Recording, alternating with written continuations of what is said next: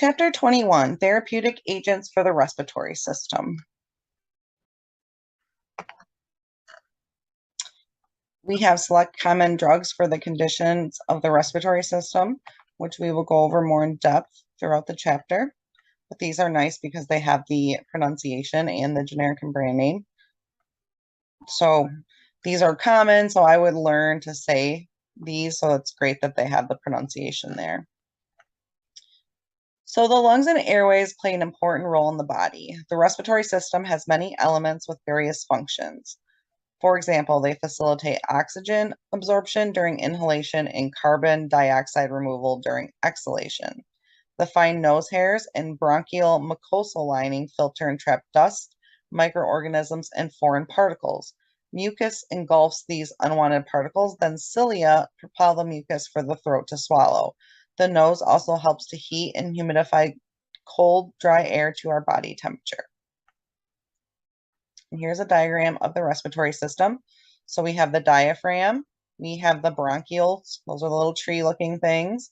We have the bronchi, here and here, the trachea, the larynx, the pharynx, and the nasal cavity.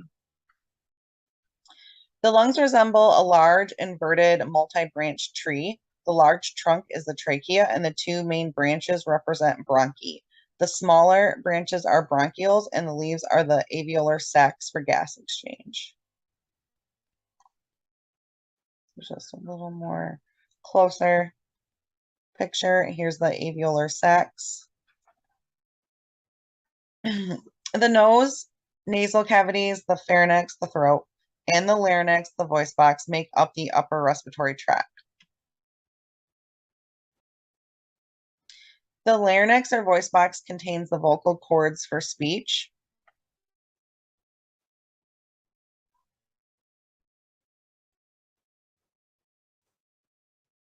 The trachea, bronchial tree, and lungs form the lower respiratory system. Mucous membranes line the trachea and trap airborne particles. The cilia propel the particles upward for swallowing. The trachea branches into the right bronchus and left bronchus, leading to the right and left lungs, respectively. Rings of cartilage reinforce the trachea so that it does not collapse when the neck bends. Two bronchi branch from the trachea. They split in turn into smaller bronchi and bronchioles. Bronchioles deliver air through the lungs and into alveoli.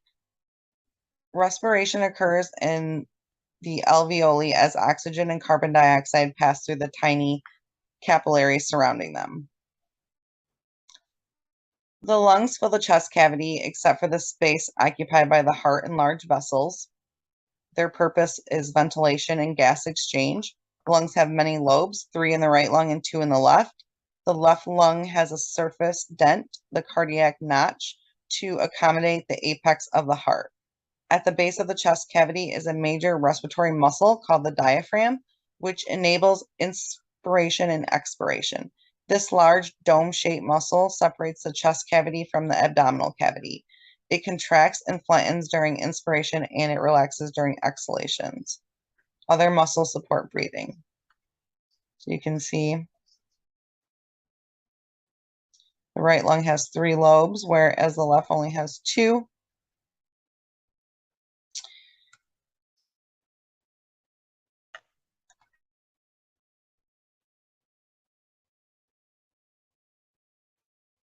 We divide respiration into 2 distinct phases: inspiration as air moves into the lung and expiration as it moves air out of the lungs.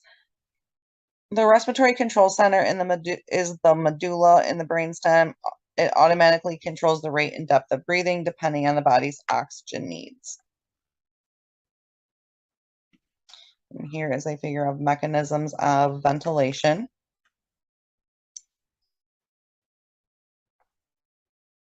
Breathing rates vary depending on the size of the person. For example, small children can breathe twice as fast as adults. The normal amount of air expelled from the lungs in a typical exhalation is approximately 500 ml or 0.5 liters for an average adult. So that's kind of huge if you think about it. The total lung capacity is more than 5 liters of air. The lungs' elasticity allows capacity allows the capacity to vary widely depending on oxygen need. So here's some medical terms used in describing various types of breathing dysfunction. We have apnea, bradypnea, cyanosis, hyperventilation, orthopnea. Some medications can alter respiratory rates. For example, opioids can suppress the respiratory rate. Room air contains approximately 21% oxygen, 79% nitrogen, and less than 0.5% carbon dioxide. As we breathe, the lungs exchange inspired oxygen for expired carbon dioxide, which is waste. From the alveolus, oxygen molecules move across thin membranes into passing red blood cells in nearby vessels. Red blood cells drop off carbon dioxide molecules and recover oxygen molecules. Carbon dioxide molecules move from the lung capillary blood supply into the alveolar sacs and out via expired air. The heart pumps oxygenated red blood cells to tissues and organs. So here's an exchange of oxygen and carbon dioxide. The exchange of oxygen and carbon dioxide also keeps the blood pH balance. The body uses some carbon dioxide to make bicarbonate, which maintains the blood pH level close to 7.4. Conditions that affect the respiratory system are genetic, contagious infections. They can come from habits like smoking and environmental factors. Respiratory illness symptoms manifest as abnormal breathing and coughing, although upper respiratory illnesses are diverse. Similar types of medications treat most of the conditions.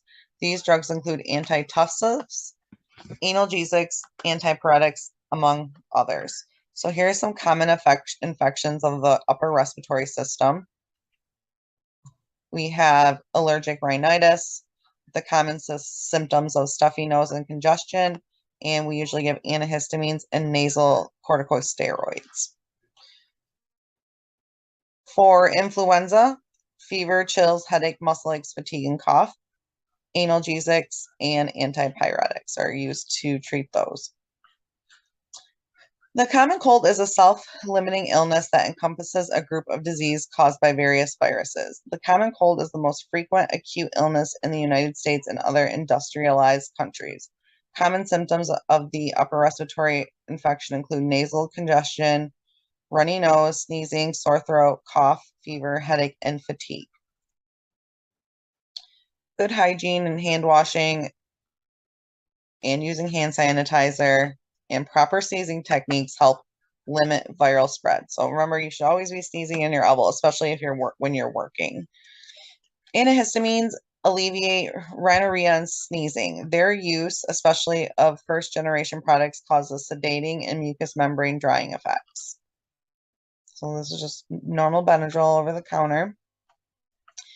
Antitussives suppress a cough. Patients with the common cold may have a dry, unproductive cough, and antitussives give symptomatic relief. Here's just a picture. So it's Robitussin, it can be Delsum, it can be the store brand like Walgreens. This is Walgreens Welltussin. Every store probably has their own. Also, Phenergan with codeine can be prescribed for a cough.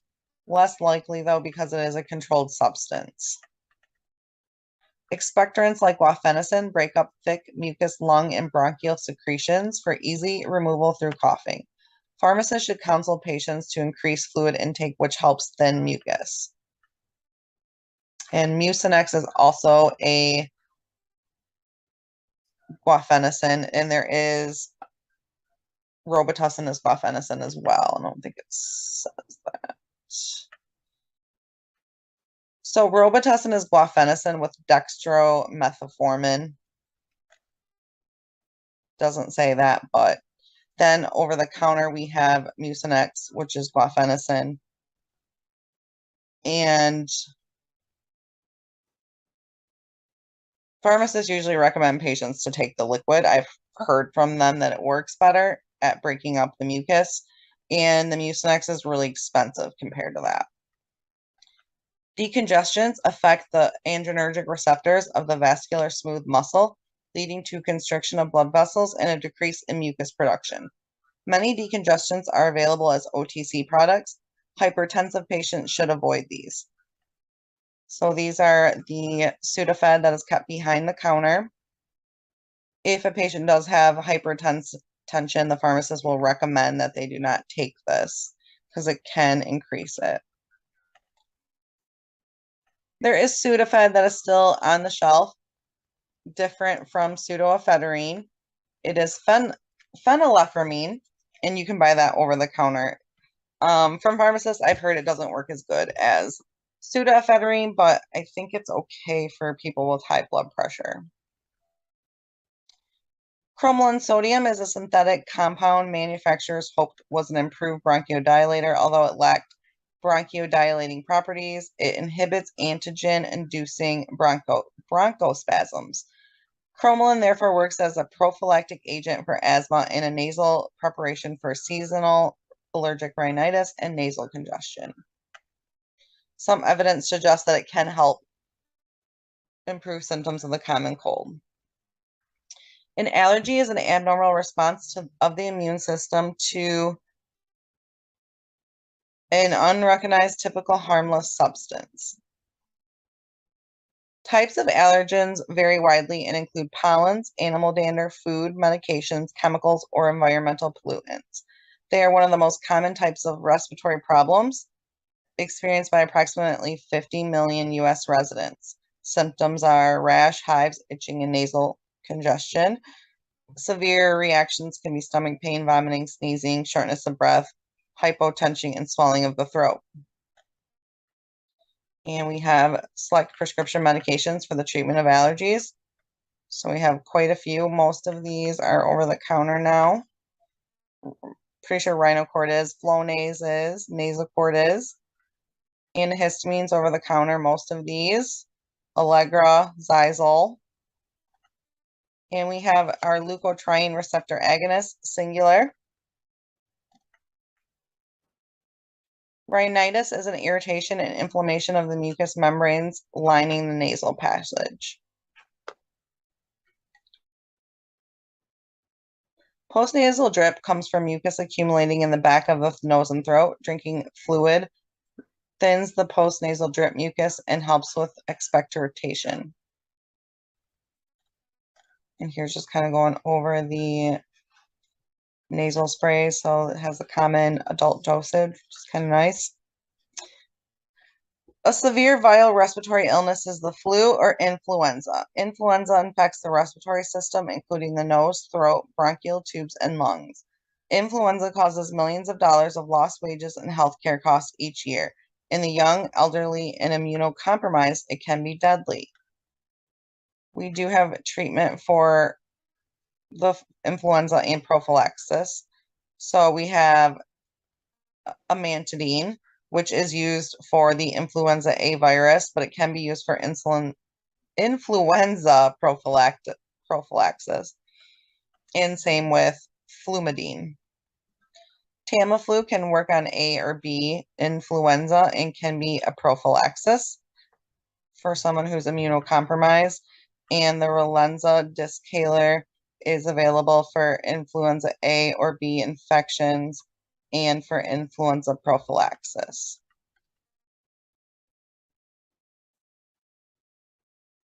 Asthma is a chronic inflammatory condition that affects the airways.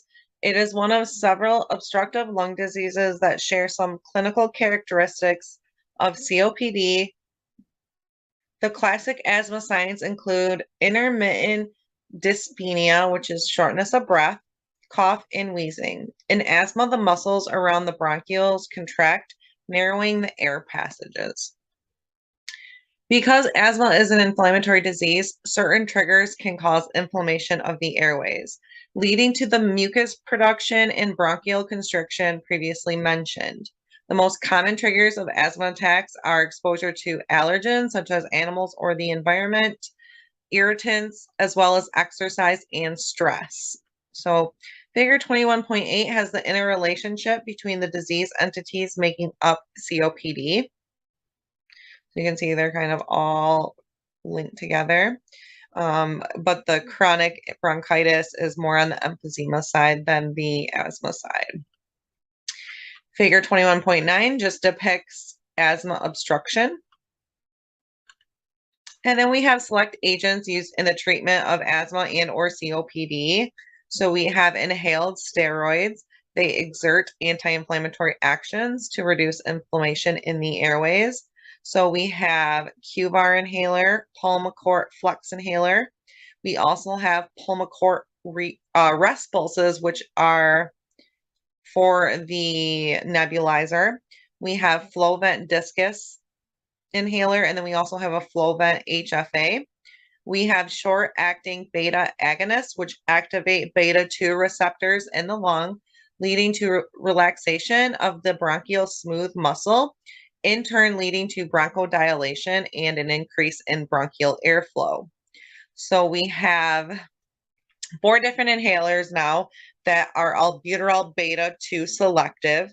They're all considered the same medication. They just have different brand names. So we have ProAir HFA, Ventolin HFA, and Proventil HFA. And then we have Vospire ER, which must be new because I didn't know of this medication when I worked in pharmacy last. So it is new to the market.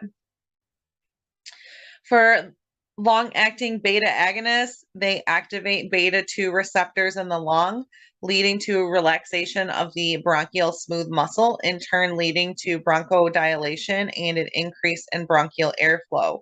So we have Brovana, Performist, and Servant Discus. So these medications should be used all the time, no matter how they're feeling.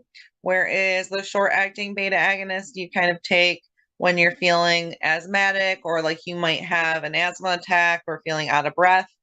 Those are kind of just taking acutely, like when needed. But the long-acting beta agonist should be taken every day, no matter what, to prevent asthma and COPD.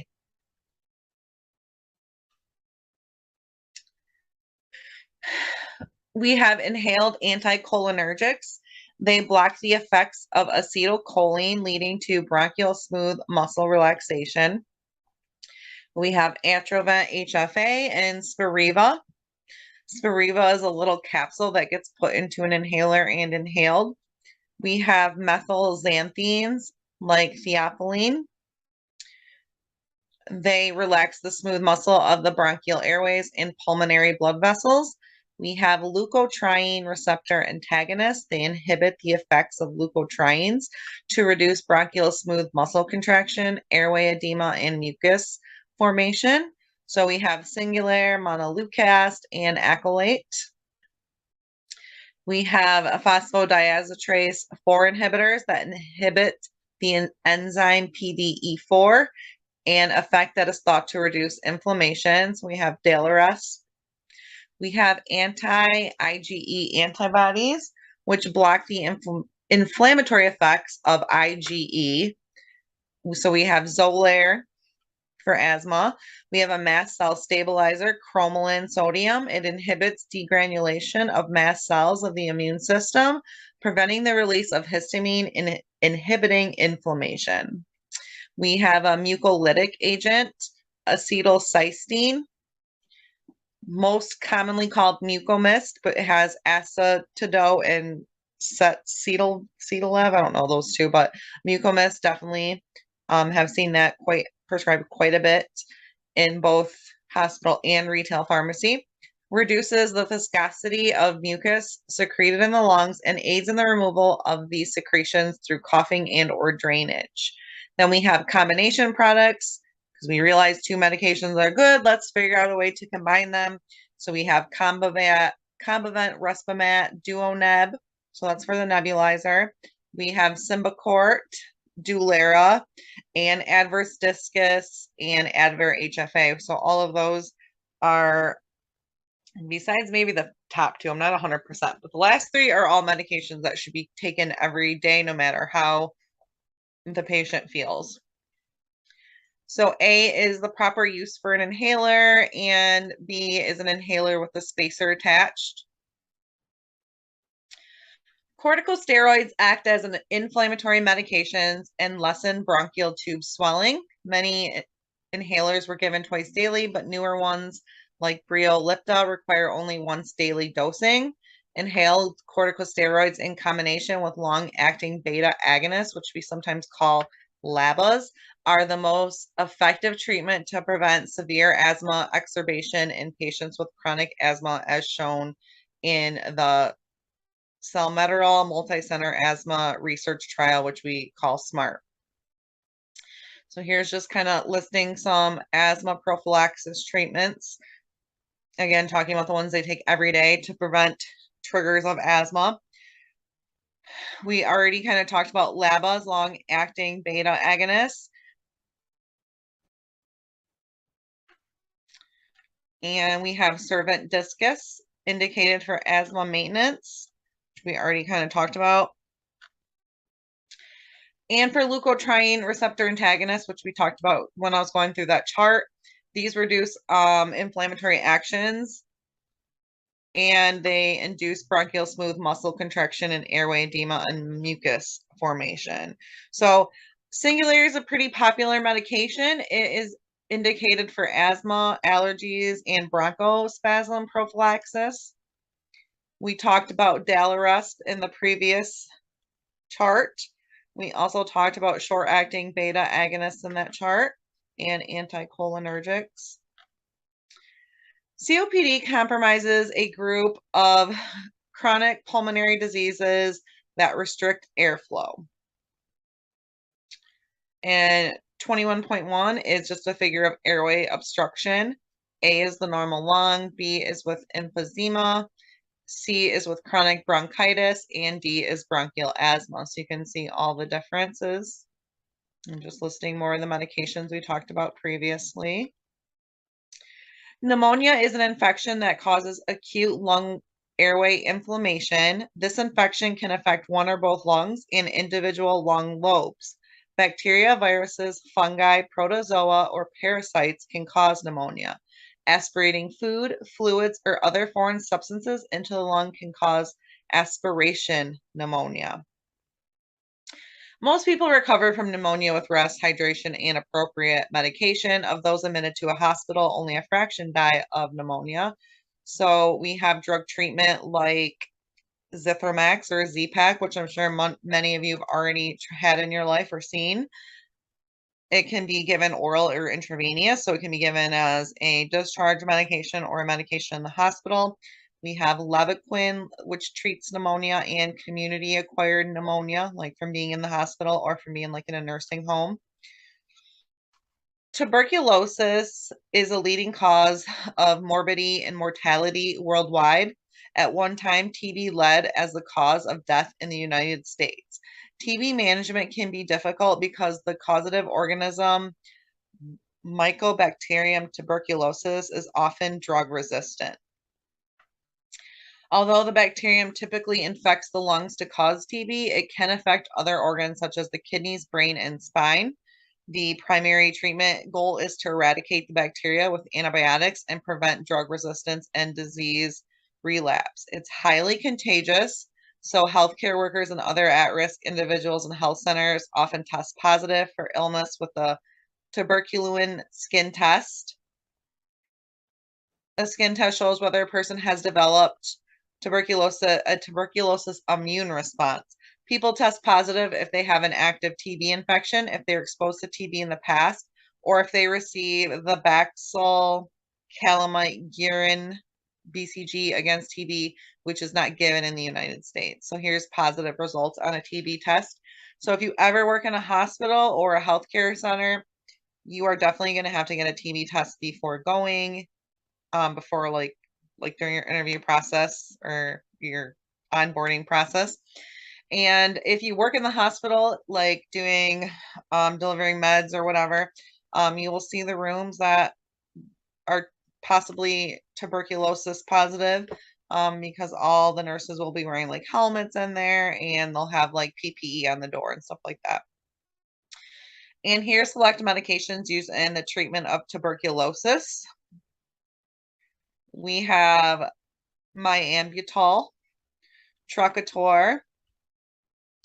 There is PZA, Prifton, mycobutin, Isoniazid, which you might see, it's oral, so you might see that in the retail world.